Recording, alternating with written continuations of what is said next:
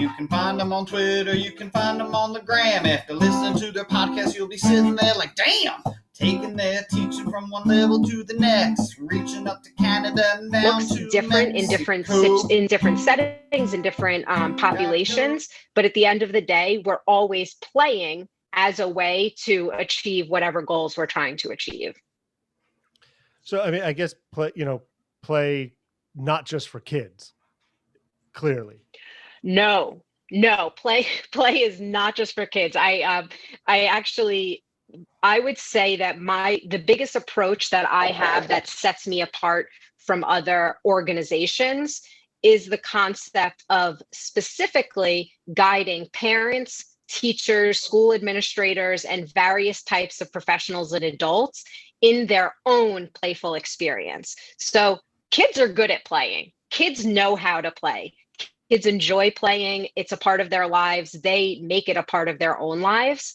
As adults, we forget that play is just as important for us now as it was when we were children. It might even be more important now because as adults, we're so stressed out about just the day-to-day responsibilities and tasks that we're not present. We're not mindful of what our life is really about. We're not connecting with who we are with others as well as we were when we were children, and play helps us do that.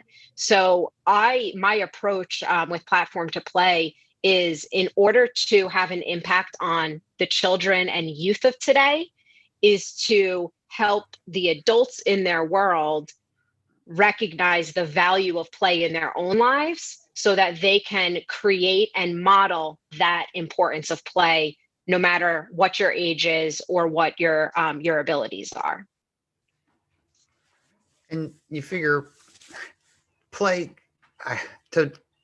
you can learn so much from playing, but just how to interact with people, how to solve problems, what to do when someone doesn't agree with you. I think there's so much that can come from it.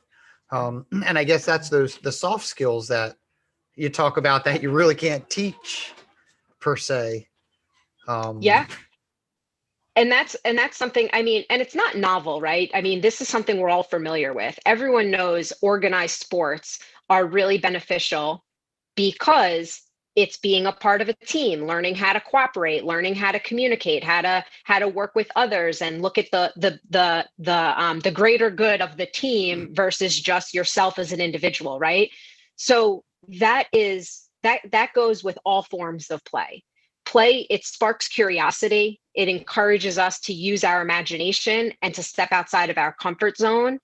It allows us, and this is something that I think is really important for adults, it allows us to be okay feeling vulnerable and taking positive risks. So when it's a playful situation, when it's a sport, when it's a game, it's an activity, we kind of push our limits a little bit further, because it's, what's the worst that happens? You lose or you fail. It's not as stressful, or doesn't seem as big of a risk as if you apply for a job that you really want that you don't get. That's a big risk to take, right? So, or move across the country. Those are big risks to take. Whereas play allows us to kind of practice what it feels like to be taking those risks in a safe way.